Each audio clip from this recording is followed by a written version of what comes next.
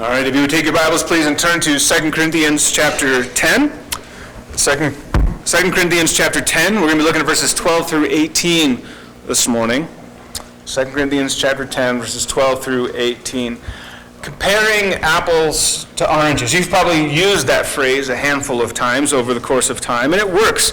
But you might be surprised that that phrase is actually kind of old, like really old, and not always apples and oranges. It first appeared in print by a man in a collection of proverbs that someone wrote by a man by the name of John Ray, all the way back in 1670. And the original comparison was that of an apple to an oyster. Yes, and it's such a great proverb that even the likes of Shakespeare picked up on that and borrowed it and putting it in The Taming of the Shrew. I have no idea how to actually say these names, but I'm just going to roll with it. So correct me if I'm wrong. I'm sure Jennifer will. But he says, the Taming of the Shrew, Trenio says, "He is my father, sir, and sooth to say, in countenance somewhat doth resemble you." To which Benedetto replied, "As much as an apple doth an oyster, and all one." But it also depends on where you are in the world. If you go up to Quebec, where our friends at Saint-Bec are, in French-speaking Quebec, and you would ask them about this proverb, of course in French, they would reply, "Those still apples to oranges." That's how they do it. They're just kind of similar to us. But if you were to go to a French-speaking European countries, you would find a different phrase. You would actually find apples and pears. The same is true in Dutch and Swedish and Spain and Croatian, Italian. It's always pears to apples. It's kind of different that way, which makes a lot of sense to me, I think, a little bit, because you chop them up and you peel them, you'd be hard-pressed to look at them and just think, oh, okay, yeah, that one's an apples and that one's pears, because a lot of times we're supposed to be comparing things, and maybe on the surface they look similar, but when you get down to it, you realize we're actually talking about two dissimilar things, and we know that because, I don't know how many of you have ever eaten a pear pie. Doesn't sound great, but maybe that's a thing. Or pear sauce, that's just wrong, right? Applesauce, yes. Pear sauce, not so much. And Portuguese, just to kind of stand out from the crowd, decide to go in a different direction, say bananas and oranges. They're the only ones that I could find that you would do that. But whatever one you want to use, the message behind them is always the same.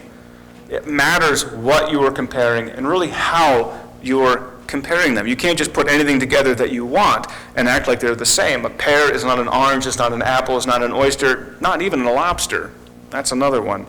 But what you compare matters. And Paul this morning is basically addressing this kind of a comparison, this kind of scenario. And these false teachers here are yet again in our text, and he's discussing with them and talking with them a little bit. And he's telling them, you're really making an apples to oranges kind of comparison between your teaching, what I'm teaching, and all those kinds of things. And so Paul has a problem with that. But more than just the fact that they're comparing dissimilar things is the fact that they're making a comparison at all. We understand that when you make a comparison, there is a sense in which you are, by default, breeding contempt in some capacity or another. And he says that's something else that's never really supposed to be in the church. It's never not like that, not in that capacity. You will always find an apple or an orange to compare yourself with, something that makes you feel better about yourself, or potentially worse about yourself, or about the whatever else you're comparing. But it's not a fair comparison, and beyond that, when we start going through life and just trying to find, how can I compare this, that, the other thing, you realize we're not supposed to be doing that. Rather than comparing, we should start glorifying.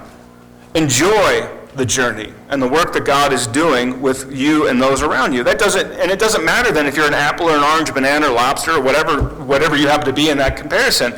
The fact of the matter is that we are all together, unified in glorifying God, and that's the driving force that's behind all of this. Are you glorifying God? And that's like, it doesn't matter that we're on a different page and we have different strengths and weaknesses. It doesn't matter. Stop comparing. Stop trying to be arrogant or despairing over what God has or has not given to you, and instead look up and give God the glory that he deserves. We lose sight of that when we start comparing. Who's better? Who's worse? Appropriate boasting only happens when the giver gets the glory. And that's the driving heart behind this entire passage as we look at this. So let's understand what Paul is talking about. Comparison often, not always, but often breeds contempt. And we find that in verse 12. Let's read it together. Not that we dare to classify or compare ourselves with some of those who are commending themselves. But when they measure themselves by one another and compare themselves with one another, they are without understanding. A common practice, and unfortunately that is the reality. We've all done this. We compare ourselves either positively or negatively to someone else around us, and it changes the way that we feel. It does change the way we feel about ourselves in that moment. We suddenly become maybe arrogant because I'm so much better than that person. I feel good about myself. Or we become depressed because, like, man, that person has such a great life. They have such a great car. They have such a great house. They have such a great whatever it happens to be. And we fill in those blanks of, I'm just unlucky, misfortunate, whatever it happens to be. We become miserable with ourselves because we're suddenly in this comparison thing, and it's not good for us health-wise. And social media has only really taken what has existed for really thousands of years and really put it on steroids. I mean, there's a reason why when you go on social media and you start looking on your Instagram or Facebook or whatever it happens to be, and you know I pick on those all the time. I do, but think about this. But when there's all kinds of polls that tell us that we spend time on there and you feel worse about yourself when you're done than when you started. Why? Because you're comparing yourself with all the other people that are out there and how much better of a life everybody's living than you do.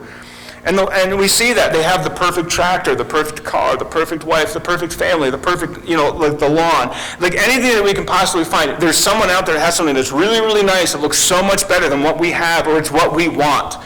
And for whatever reason, in the moment, we don't have it. And you feel miserable. Because life hasn't gone the way that you hoped, or you're still waiting for your ship to come in, and you're hoping that maybe it's soon, maybe it'll be next week, but it's not there yet. And I think what's worse is most of the time we actually know that most of what we see online is a lie. That person, that mom that has that picture of that perfect family, and you look at that and you dissect it a little bit, and you realize, like, she's literally photoshopped an entirely different family. She's just connected it to herself. It's fake. And she's standing in front of a green screen, so it looks like she's in Hawaii. She's actually in her basement. It's like she's manipulated the light a little bit to kind of make this beautiful, romantic kind of just idyllic scene that's going on there, because she's played with it. And then she she's airbrushed her face a little bit to kind of take some of the blemishes away, take some of the gray away. So it's this picture perfect situation and scenario that she's put online. And look at my beautiful kids. You're like, it's all a lie. And that's probably extreme, but those kinds of things are out there. And we know it, and we see it, and we know it, and recognize it as fake, and we still look at that like, but man, if I could only have that, even if it was just a picture. We're miserable. We despair. We want it. We still want it. And there are comparisons that make us feel really good about ourselves. We find things and we're like, man, not to brag or anything, but my kids are smarter than yours. Just saying. I have more money. I have a bigger car. My car starts. I mean, that's for some people. I have more hair. I even heard Margaret in the foyer when she was coming in with her knee replacement. Like she, a couple weeks after her knee replacement, she was doing cartwheels. And there's Chris, and he's still limping around, and it's been a couple months. And you're like, we could brag about anything. I told you I was going to use you twice. I don't even know if Margaret's here this morning, so I haven't even seen her. But is she? Somebody's point. There she is, right? Yeah, pick it on you too. But the reality is, like, we can brag and become arrogant about anything. And Margaret would never do that. But we are capable of bragging and become arrogant about things that are really so far outside of our control. And we'll do it, and we'll feel good about ourselves because we're like, I'm better than you. And we make these comparisons. And so that contempt goes both ways, that I can despise you because of what you have, or I can despise you because I feel like I'm so much better than you are. It's contempt either way, but it's all built on a false comparison and really what amounts to a foolish comparison, that we're comparing at all. So it's a common practice in general really for all of us, but it's common here that Paul is dealing with it here. He is on the receiving side of that kind of contempt. That these teachers, these false teachers, are looking down on him. And they've entered into this church with a deep-seated desire to kind of unseat Paul from his situation, really from the church that he has established here. And they want to reassert their dominance, and they're doing anything they possibly can. And we saw last week in verses, I think it's 10 and 11, that they actually were citing some of the gripes and things and issues that they have with Paul. And they're really kind of silly when you get down to it. But he said, basically, you look frumpy. they've made a good living for themselves going around being these teachers and being these intellectual types. And so they're trying to dress the part. They have these fancy clothes on and nice hair and all that in here. And they're white-collar workers through and through. And there's Paul, who's literally in 2 Corinthians. He's down, making tents. He's got his blue jeans on. He's got his Carhartt T-shirt on. And he's just doing his thing. He's getting burnt in the sun. His hands are scarred. He's doing all this kind of stuff. And they're like, you look pathetic. If you were actually good at what you were doing, you'd dress like us. You're frumpy. You're foolish. He's inarticulate. If you could just put two words together, you should study some Shakespeare, maybe buy a dictionary while you're at it, and kind of understand how to communicate to people. And they're making fun of him and doing that. And because they said, you don't sound intellectual. You don't sound sophisticated like we do. And then there's your presence. Your demeanor, your chutzpah, if you will. You don't have any. You don't have any. You're all Wizard of Oz in your letters. The flames and smoke are going on there. But then you pull back the curtain a little bit when you come into the room and you're all Oscar, Zoroaster, Frederick, Isaac, Norman, Henkel, Emmanuel, Ambrose, Diggs in real life. That's actually the Wizard of Oz's real name. If I had that moniker, I'd go by Oz too. But that's the problem. You see this disparity between the image that's projected over on the big screen, and then you pull back the curtain and you get that. And you're like, Paul, that's you. When you come in your letters, you're this big, massive presence, but when you're actually walking into the room, you leave a little bit to be desired. They're all comparisons. And these teachers love comparing themselves to Paul like that, and really to each other too. They're just involving Paul in this process, always trying to outdo each other. And Paul's like, I don't want to play that game. He will entertain them in a chapter or so. He will do that, but he'll go to great fanfare and saying, like, I feel like I'm losing my mind as I'm doing this with you. So he makes clear what he's doing. But he says this whole argument that you're putting up there is ridiculous. It's not healthy. It's not a fair comparison. It's a comparison which is not good either. It's an apples to oysters kind of scenario. And I think it was last week that I actually mentioned, where are these teachers spiritually speaking? And I kind of gave them a little bit more of a benefit of the doubt than I really honestly probably should have. Because Paul's looking at them and says that you guys you're doing this, but you're actually presenting what amounts to a false gospel. You're really leading people astray. Now, were all of them like that? I don't know. We don't even know how many there were. But there's a lot of them, they're preaching a very different gospel. And when these guys go about comparing themselves to each other, it just shows that they just don't get it. They have no understanding. Guthrie, in one of his commentaries, said they're clueless. Isaiah 6 would say they're dull, which is where some of the wording from this verse 12 we just read comes from. But here's Isaiah 6, 9, and 10. And he said, go and say to this people, keep on hearing, but do not understand. Keep on seeing, but do not perceive. Make the heart of this people dull and their ears heavy, and blind their eyes, lest they see with their eyes and hear with their ears and understand with their hearts and turn and be healed. These teachers are spiritually dull.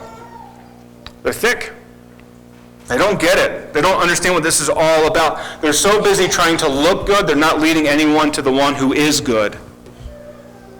They can't see it. And neither does anyone who's following their teaching. They're completely and entirely missing the boat, missing really the gospel. And we understand how far contempt really can go. And when it gets deep enough, it drives us to start doing stuff because we're consumed and obsessed with looking good. And that brings us to really our next point.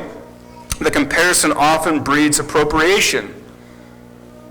And that's exactly where they find themselves next. They're taking on this position, this attitude really of appropriation. Verses 13 through 16. But we will not boast beyond limits, but will boast only with regard to the area of influence God assigned to us to reach even to you. For we are not overextending ourselves as though we did not reach you, for we were the first to come all the way to you with the gospel of Christ. We do not boast beyond limit in labors of others, but our hope is that as your faith increases, our area of influence among you may be greatly enlarged, so that we may preach the gospel in lands beyond you without boasting of work already done in another's area of influence. It leads to a lot of false claims is what happens here. One of the things that these teachers start doing as they're coming into these Corinthians is they're trying to lay claim what is pretty obvious that Paul did. Paul's the one that came into Corinth. Paul's the one that's planted this church. Paul's the one that established this group, this church here, under his own preaching. And they're actually trying to brag and claim it as if it's their own work that they have accomplished here. Like they did this. They're appropriating it. They're boasting outside their limits and the boundaries. That's what Paul means in those verses, verse 13, when beyond limits or outside your limits. Like there's a boundary. Like you've had an influence, you've done work, but like your work is this big, and Corinth isn't in that circle. It's outside of that. You're claiming something that's clearly not yours. And they're boasting about it. They're bragging about it as if they've done something. Paul, on the other hand, is not doing that. Because no, I really was in Corinth. I really, literally planted this church. I did this. He's actually done the work. And that's what he's talking about. And you might think, wait a minute, you just said bragging is wrong. Paul literally says in verse 13, we will boast only with regard to the area of influence God has assigned us. He's literally saying he's bragging, which is true. He is saying that. But at the end of the day, he isn't plagiarizing anything. He's not claiming work as his own. That's clearly not, which is what they're doing. But he's still boasting. But Paul puts a caveat in there. He puts a caveat in there because they're only in boasting in area to the regard of the influence the area of influence that God assigned to them. God gave us this. God put us here. God assigned this work to us. This is our boundary, our service area, our limits. Because Paul is claiming, he's just simply saying, I worked here. I worked here. What are the results of that? Well, the church got established. Paul can't necessarily claim responsibility for the church itself and establishing it. He's just saying, I worked to establish a church. God established the church. You go back to 1 Corinthians, I think it's 1, right? Some I planted, some watered. Who gives the increase? God does. We work. We all work. Paul's taking responsibility for that aspect. But what comes from that work is outside of our control, outside of our hands. God is the one that's doing this increase. It's God's work. Paul got to play a part in it. So I've done the work. I've knocked on the doors. I've preached the gospel. I've done all these kinds of things. But God is the one that has given the increase. But doing ministry or even life like this, but this comparison isn't good. Comparing not only what you do, but how you do it to others and what comes with that work really becomes foolishness. It really does become foolishness. And if God is the one giving the increase, then what credit can you actually take for that? And unfortunately, there's a lot of people, and I've seen this not even in just ministry situations, although that's true, but even secular situations where someone establishes a business and they're telling you that, and that's great. They've worked hard for that. But you can have two people in very similar trajectories, and one becomes wildly successful and the other one doesn't. One becomes arrogant. Look at me and look how much I've accomplished. The other person is despairing, like, I don't know how I'm going to pay the bills this week. And if you really zoom down into their life and their strategies and everything else like that, a lot of the time, not always, but a lot of the time it comes down to one or two moments where things took a change. And a lot of times what we would call it as the secularists would call it like happenstance, we would call it providence. There was a chance encounter. They met that person and he got them going in a direction they wouldn't have gone otherwise, or they get introduced, or they make that one sale that puts them in certain stores, or that puts them in touch and contact with other people. And it's like, you really had nothing to do with that. It was one of those things that it just so happened to happen, but you got connected, and it made all the difference in your life. Otherwise, like all the investments were the same, the hard work was the same, the manufacturing was the same. So many things were identical, and yet you found success because you met that guy. You happened to be there that day, that moment, and it makes a difference, right? You do all the work. Who gives the increase? God does. And that's really what Paul is talking about here. You shouldn't be arrogant. You shouldn't be arrogant. One, you had nothing to do with any of this. But even for us, as we're coming into this, and we're like, you work hard. Good for you. You should be doing that. But at the end of the day, you understand God is the one that's giving the increase. Your success is not resting upon your shoulders. It's resting upon God's. And it's hard for us. It's hard for us to do that. But these teachers aren't even looking to do that. They're just simply trying to take credit. They're trying to plagiarize Paul's work and Paul's really responsibility. And Paul himself doesn't even want to take credit for that. They are the ones. Paul and his group is the ones that brought the gospel and planted this church. And then he also says, I have a code of conduct for how this is supposed to work. He was very, very careful with this. Romans 15:20. And thus I make it my ambition to preach the gospel, not where Christ has already been named, lest I build on someone else's foundation. I don't want to step on anyone's toes. It's very interesting when you think about that. It makes so much more sense in this context with Romans 15:20 applied to it. But Paul was very careful. Like, I don't want to go into an area that already has an established church. I want to be the one established in the church because I don't want to come in there and cause strife or turmoil or any of that kind of stuff. Because what happens? I think verse 12 happens. You walk into an area where there's already established church and already established work, and all of a sudden there's going to be competition between those churches. And everybody in town is going to start, well, who's got the better pulpit? Who's got the better preacher? Who's got the better people? Who's got the better programs? Who's got more money? And all of a sudden, whoa, I heard about this. I heard about, and now all of a sudden there's this comparison. Who's better? Who's got more stuff to offer us? Paul's like, it's about the gospel. It's not about who's got better stuff. So if there's a work there that a church established, I don't go there.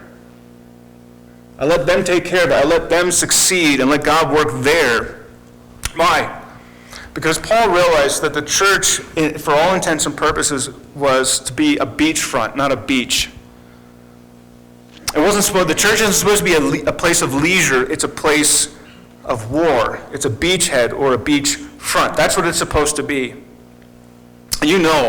You all know I love a good war story, and I have one for you. Operation Mincemeat. And it was named that for a very specific and disgusting reason. The Allies, during World War II, kind of early on, needed a beachfront. Winston Churchill described Sicily as the soft underbelly of Europe, and he said, we need to come up from underneath and invade and get the rest of Europe. That was his goal. Everybody recognized, though, that part made the most sense. Come up through Sicily. If you're wondering where Sicily is, it's the little soccer ball that Italy's kicking.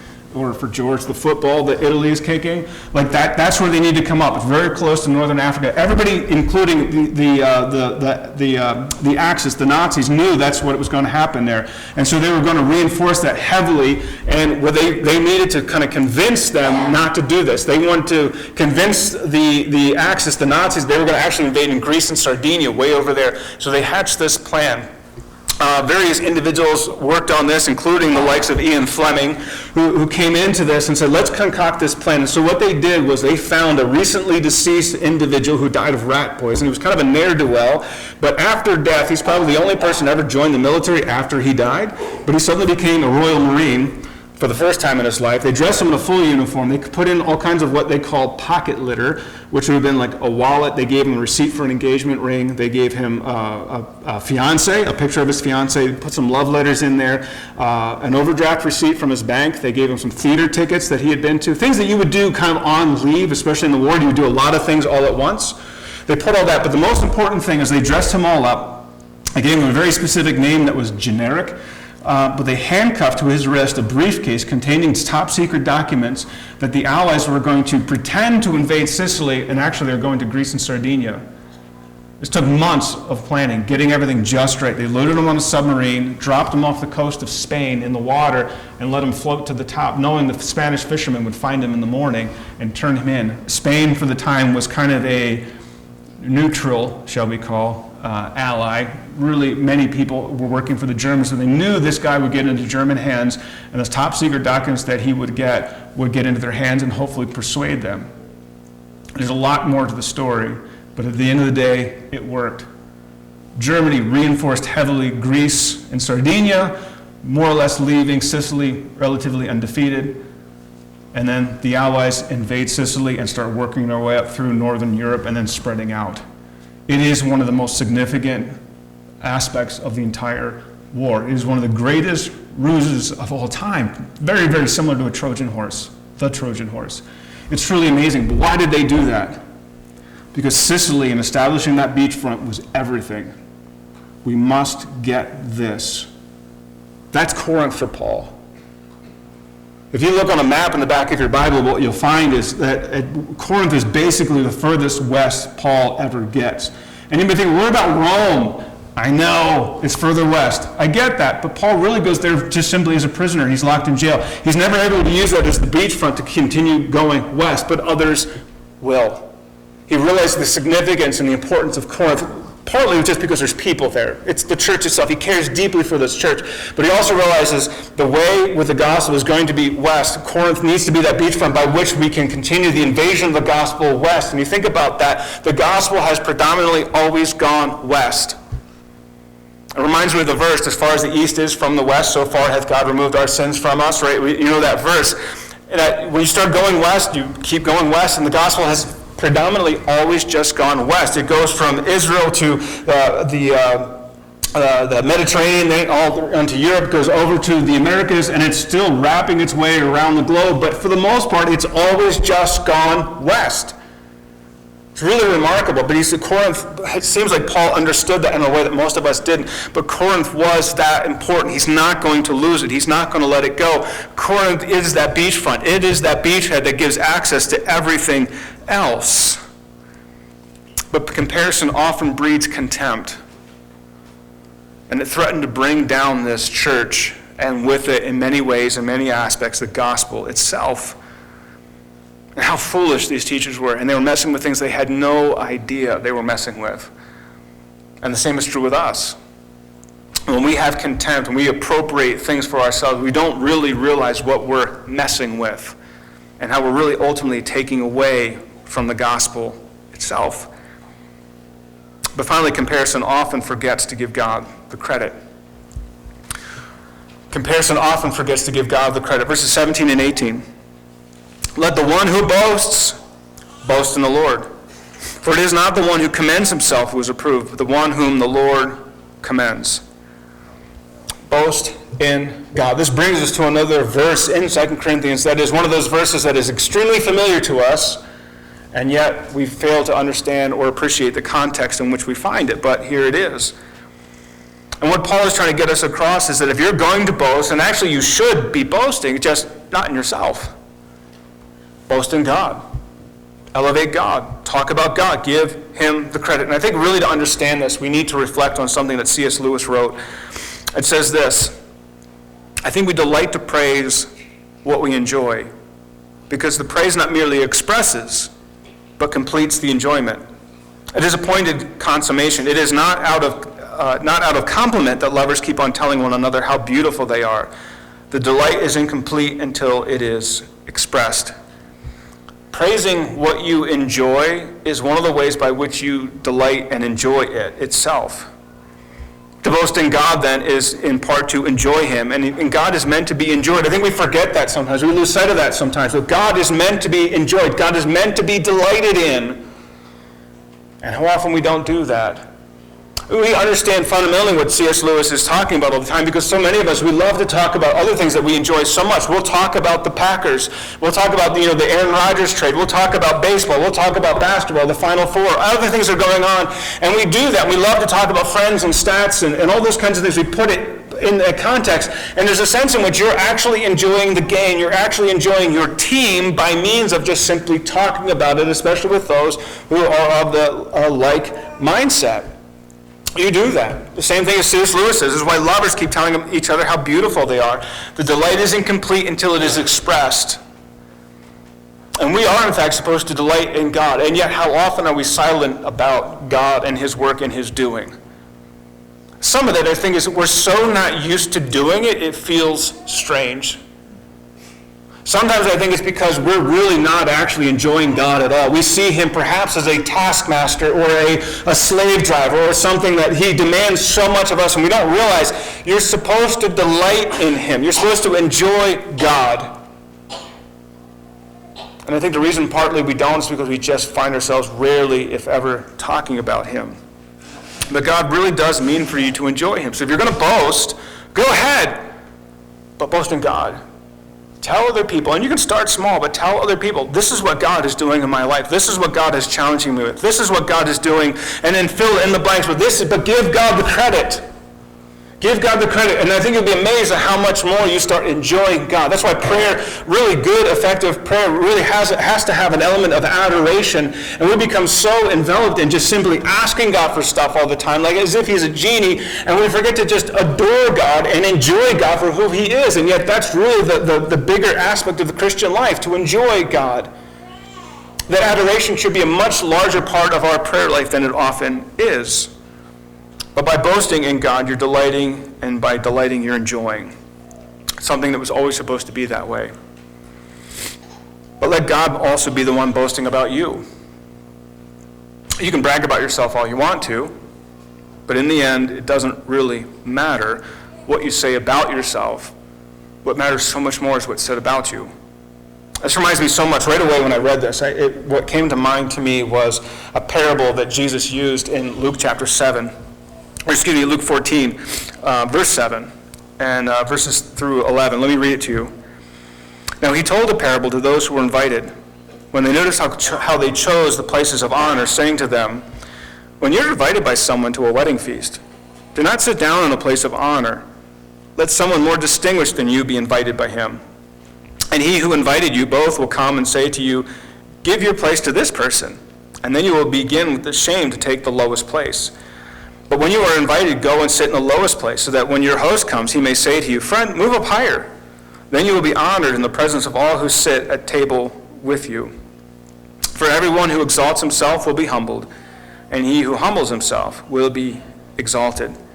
We don't necessarily do weddings or Fifth Sunday fellowships or anything like this, but we could. They were very much in a shame and honor culture. But I do think about this, and we do have a wedding coming up with Thomas and Jean, in short order at the end of the month.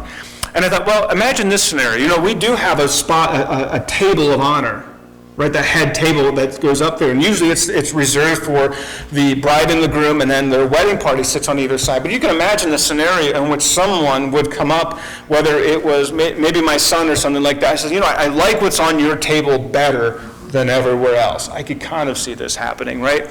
So you could see that, imagine that. And Thomas might think that's cute for a minute, but if he's sitting there in the spot of his best man, and he's looking at him, he's like, you're the preacher's kid and all, but, you're not my best man. You've got to go. Right? And by that time, probably everything had filled up. And so Lincoln goes from sitting there in almost the most distinguished place of honor in the entire wedding party, all the way, of course, to the table that's like the farthest away that you can get. That's going to be the last table called to go through the food line. Right? That's just how it works. And then he's going to move down there. He's like, man, he's all grumpy. If you ever see him, he gets all in a huff. I could see that happening, right? Hopefully, I don't think he would do that to you, Thomas, but, if he does, kick him out. But that would be the way they would go. But you imagine that, but that scenario was more or less playing out here, that these people were coming in, and they're assuming, I'm like the greatest guy this person knows, so I should be, sitting as close to the host as I possibly can. But you don't know all the family connections, you don't know all the work connections, you don't know all the other connections that are there. You're just making an assumption, and you can imagine them filtering all in, and then the host going, whoa, whoa, whoa, whoa. No, it's really important that person sits up here, and now that everything's filled in, you've got to go to the bottom. It's humiliating and embarrassing, but it must have been happening all the time. And Jesus is like, you know how much better it would be if you were to sit at, the lowest table, and then the host comes in and goes, whoa, whoa, whoa, what are you doing over there? And he walks down to them, no, come up here. And so now, rather than you trying to honor yourself in front of everybody, the host himself comes down, grabs you out of your chair, and ushers you in front of everybody else, mind you, in front of everyone else, and then sits you down in the spot of honor that he's chosen for you. So someone else has honored you, and he's done so in front of everyone else. And he's like, it's so much better to do that, to be honored in that way. And he says, that's what God is talking about here. Don't be so concerned about yourself and what people think and what people see you doing or not doing. He says, let God be the one that's boasting about you. Let God be the one that's bragging about you. But they had a hard time with that. And Jesus is telling here, you're always vying for these high places. Stop. Stop doing that. You'll be honored in front of everyone else by someone else. Let God be the one that does that. And it's all part of God's upside-down kingdom, where the first shall be last and the last shall be first, where the meek shall inherit the earth, where the humbled will be the exalted and the exalted will be the humbled. It's all part of this topsy-turvy kind of thing that we always find being described in Scripture all over the place. If you want to be arrogant and brag about it, go ahead. But don't be surprised if you get humbled in the process somewhere along the line. If you're going around trying to serve God, and you know you're largely going unnoticed, sometimes it's really hard to keep going. You think, what does it matter? Nobody is ever going to know my name. Nobody's ever going to care about me. Does it really even make a difference? And that's hard sometimes to do that because I feel like I'm invisible. And yet God sees. And God says, I will exalt you. You don't have to go around suddenly tooting your own horn or anything. I think of the story in Esther, as that was unfolding, and Haman goes into the king's presence and is trying to get Mordecai killed. And of course, a surprise when the whole conversation takes a turn. He says, what should be done to the man that the king wants to honor? And then, of course, he describes everything that he envisions. And then the king tells him, thus shall it be done to the man whom the king delights to honor. And the person that the king delights to honor was Mordecai. The last shall be first. The first shall be last. And Haman has to go down, take Mordecai out of his sackcloth and ashes, dress him up in the king's regalia, waltz him through the streets, and proclaim his fame and glory. And he comes home and he tells his wife of the terrible day that he had, and they all looked at him and says, you're done. It's over. His pride and his arrogance were his undoing. You know, all this stuff, as we think about this, it will never be a fair comparison to look at what you're doing and what others are doing. It's always going to be an apples and oranges thing because God has different purposes and plans for each and every one of us. Sometimes it's just as simple as thinking and realizing, like, I probably couldn't handle that. If I had that money, I had that position, it would be devastating and deadly to me. It's often that way for a lot of people. God is the one that gives the increase. And often when we compare, we only see the surface results. And we like to take credit maybe sometimes even for the work that other people do. And we shouldn't. I think about as successful as Paul was most of the time, he also had his fair share of downtimes. There were times in which he was literally thrown out of cities. He was stoned once for his trouble. There's a lot of things that, Paul wasn't always successful, the way we like to decide success. And I think that's harder for us today than ever before. I think that is harder for us to accept than ever before because we're constantly being confronted with comparisons that we can make, and people are talking to us, and they're coming to us as experts and gurus, and they've got self-help books and all these other things. This is how to live better. This is how to improve yourself. This is how to get more noticed. Take it to the next level. And there's nothing wrong with improving yourself. But ask yourself, why do you want to improve? How often we just never take the time to boast in God for what he's doing in our lives, whether that be a lot or a little. But when we boast in God, it's the time when the true giver, the true doer, gets the glory that he deserves. Let's pray. Dear Heavenly Father, we do thank you for this day, the word that you have given to us. And Lord, as we leave this place, I do pray that you would help us to give you the glory that you deserve.